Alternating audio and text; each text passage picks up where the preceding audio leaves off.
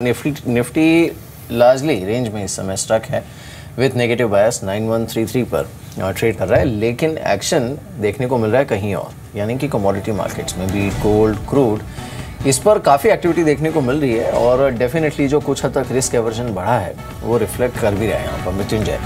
बिल्कुल बिल्कुल मेहर, और यही वजह है कि आज भी अंतर्राष्ट्रीय बाजार में गोल्ड का भाव 5 महीने की ऊंचाई पर है और $1290 के महत्वपूर्ण लेवल को बाजार ने तोड़ा है।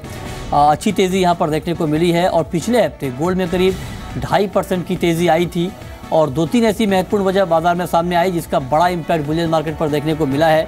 सबसे बड़ी वजह है सुरक्षित निवेश के तौर पर गोल्ड की डिमांड बढ़ी है, क्योंकि अंतर्राष्ट्रीय स्तर पर तनाव के हालात बढ़े हैं और जब भी अंतर्राष्ट्रीय स्तर पर तनाव के हालात बनते हैं तो सुरक्षित निवेश के तौर पर गोल्ड की डिमांड बढ़ती है। और दूसरी महत्वपूर्ण बात यह कि ट्रंप ने साफ तौर पर यह कहा है कि डॉलर काफ़ी मजबूत हो गया है, ऐसे में फिलहाल दरें नहीं बढ़नी चाहिए। इसका भी बड़ा इम्पैक्ट बुलियन मार्केट पर दिख चुका है। इसके अलावा अगर बात करें कच्चे तेल की तो क्रूड कीमतों में गिरावट है और WTI क्रूड का भाव $53 प्रति बैरल के नीचे है। ब्रेंट का भाव 55.5 के करीब है, करीब 1% की गिरावट है। हालांकि 3 दिन की ईस्टर की छुट्टी के बाद बाजार में ट्रेड थोड़ा कम है, लेकिन दबाव का माहौल अभी भी बना हुआ है। और हालांकि अमेरिका में लगातार जो ऑयल का उत्पादन है वो बढ़ रहा है। ऑयल रिग्स का काउंट 683 के स्तर पर पहुंच चुका है, 11 बढ़कर लगातार इसमें बढ़ोतरी हो रही है और यही वजह है कि बाजार में हर तेज़ी के बाद एक बिकवाली का माहौल बनता हुआ दिख रहा है। हमारे साथ 2 एक्सपर्ट हैं इस पर बातचीत करने के लिए। हमारे साथ अजय केडिया हैं, केडिया कमोडिटी के MD मुंबई से, और साथ ही भरत कुमार है GFM रिसर्च के डायरेक्टर हैदराबाद से। आप दोनों का बहुत बहुत स्वागत है कार्यक्रम में। मेरा पहला सवाल अजय केडिया आपसे ये कि 3 दिन की छुट्टी के बाद आज बाजार ओपन हुआ है। हालांकि अंतर्राष्ट्रीय बाजार से काफ़ी पॉजिटिव सिग्नल बुलियन के लिए मिल रहे हैं कीमतों के लिहाज से। क्या आपको लगता है कि आज बाजार की शुरुआत तेज़ी के साथ होगी और यहाँ पर बाई करने का मौका होगा? Good morning. डेफिनेटली देखा जाए तो आज का सेशन काफी इंपॉर्टेंट रहेगा। नो डाउट थर्सडे को जब भी हमने US साइड से जो स्ट्राइक की अपडेट आई थी उसके बाद हमने प्राइजेस में ज्यादा मूवमेंट नहीं देखा क्योंकि हॉलीडे मूव था, फ्राइडे बंद था, सैटरडे संडे और आज भी ईस्टर मंडे की वजह से US मार्केट क्लोज है। टाइमिंग नहीं लगता, जियो पॉलिटिकल कंटेंशन है वो कंटिन्यू गोल्ड को सपोर्ट करेगा। 1300 का एक साइकोलॉजिकल लेवल है वो एक थोड़ा इंपॉर्टेंट रहना। अगर ये ब्रीच कर जाता है तो मुझे लगता है 1308 से 1312 का लेवल अगले 2 सेशन में दिखा सकता है। वहीं डोमेस्टिक मार्केट की बात करें तो रुपये में जो मजबूती है कहीं ना कहीं प्राइजेस को थोड़ा सा प्रेशराइज कर रही है, बट फिर भी मुझे लगता है कि आउटलुक काफी पॉजिटिव है। गोल्ड आज के लिए बाई किया जाए करंट मार्केट प्राइस से।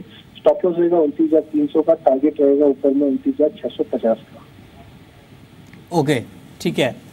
भरत, आपका कमेंट क्या होगा आज के कारोबार के लिए? सोने और चांदी में किस तरह का ट्रेड करना बेहतर रहेगा इंट्राडे में?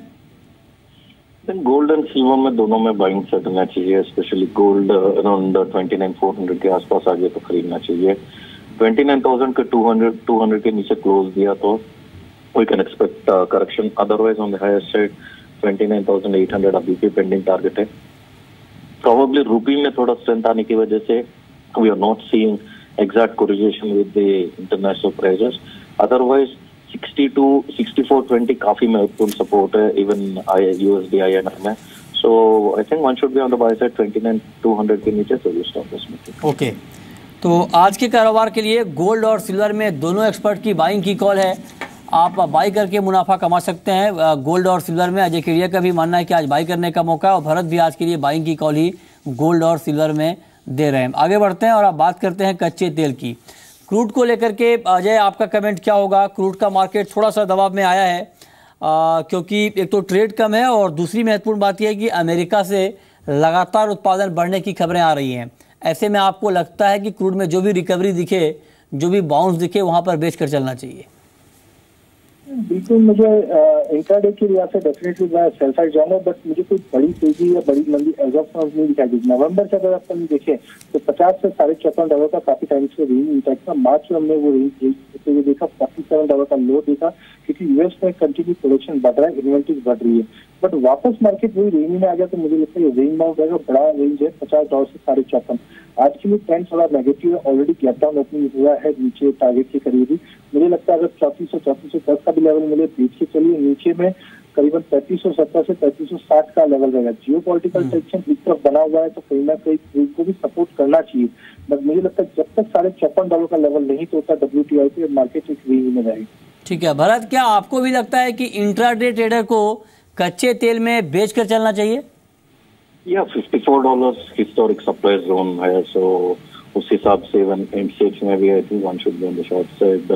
नीचे में फिर से अराउंड $50-80 तक दिखाई दे रहा है, so to that extent I think selling करके चलना चाहिए। लोअर साइड में we can expect around 3280 in couple of trading sessions. Okay, ठीक है, अब आगे बढ़ते हैं और अब बात करते हैं मेटल की। और मेटल में आज के लिए अजय क्या टॉपिक होगी आपकी मेटल में?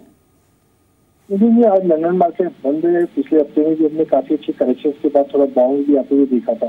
फाइनली मुझे लगता है कॉपर एक अच्छा काउंटर रहेगा बेचने के लिए। 368 पे बेची चलिए, 371 का स्टॉप लॉस रहेगा, 362 तक के लेवल देखने मिल सकते हैं।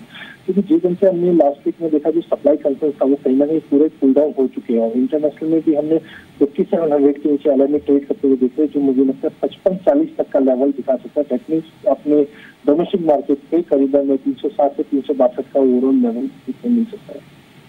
ओके, ठीक है। अब बात करते हैं करेंसी मार्केट की। भरत, करेंसी को लेकर के क्या कमेंट होगा आपका? क्या रुपए में अभी आपको और तेजी दिख रही है, और अगर हाँ तो आपका टारगेट क्या होगा? टारगेट तो एक्चुअली 6420 हमारा मंथली टारगेट था जो आ चुका है। तो 6420 के नीचे कंसिस्टेंटली क्लोज दिया तो फर्दर में there on 2 to 3 rupees appreciation देख सकते हैं। बट अदरवाइज 6420 काफी इंपॉर्टेंट सपोर्ट है। करंट रेंजेस में तो just watch and wait and watch. 6420 के नीचे आ गए तो फिर से I think one should be on the sell side. So अभी यहाँ पे तो थोड़ा साइडवेज जाने की काफी सूचना दिखा रहा है, with 6420 being very important support. ठीक है, अब बात एग्री मार्केट की। एग्री में आज के लिए अजय केडिया सोयाबीन पर क्या व्यू है आपका? क्या सोयाबीन में आपको आज भी खरीदारी दिख रही है? आपको लगता है कि अब मार्केट में जो भी प्राइस दिख रहा है वो बाइंग के लिहाज से बेहतर है? डेफिनेटली सोयाबीन में मुझे लगता है आज पॉजिटिव ट्रेड रहेगा। नो डाउट अभी भी 3000 का लेवल तोड़ नहीं पा रहा है। 30,000 का लेवल तोड़ देता है तो मुझे लगता है 3060 तक का लेवल सोयाबीन में देखने मिल सकता है। हमने लास्ट ट्रेडिंग सेशन में भी ओआई में ड्रॉप देखा तो कहीं ना कहीं शॉर्ट कवर हो रहा है, प्राइस नीचे से बाइंग मोड पे है। तो आज के लिए बाय करने के लिए 3060 का टारगेट रहेगा। ओके, और जीरा और ग्वार पर क्या व्यू है आपका? इन दोनों काउंटर में क्या करना चाहिए? देखिए गवार में मुझे लगता है जो जियोपॉलिटिकल टेंशन राइज हुआ है तो ओवरऑल हम लोग बुलिश है गवार में, जो ऊपर में 43-50 भी दिखाएगा। खासकर थर्सडे के इवेंट के बाद मुझे लगता है थोड़ा करेक्शन ड्यू है गवार में, जो नीचे में करीबन 3850 से 3900 तक का लेवल दिखा रहा है। वेरी शॉर्ट पीरियड के लिए गवार में शॉर्ट किया जा सकता है। वहीं स्पाइस पेट में जीरा मुझे काफी बुलिश लग रहा है। इनफैक्ट आज खुला भी है 2% के सर्किट से, थोड़ा भी ड्रॉप मिलता है। जीरा लेके चलिए 19,500 तक के टारगेट।